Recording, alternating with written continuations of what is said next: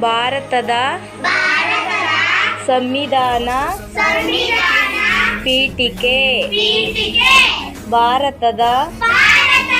ಪ್ರಜೆಗಳಾದ ನಾವು ಭಾರತವನ್ನು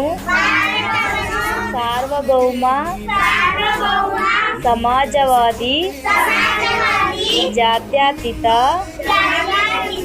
ಪ್ರಜಾಸತ್ತಾತ್ಮಕ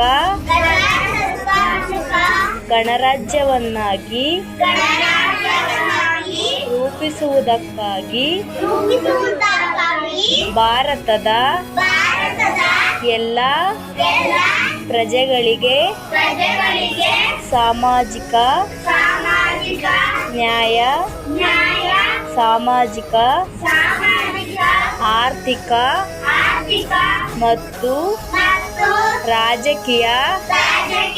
ನ್ಯಾಯವನ್ನು ಸ್ವಾತಂತ್ರ್ಯ, ವಿಚಾರ, ಅಭಿವ್ಯಕ್ತಿ, ನಂಬಿಕೆ, ಧರ್ಮ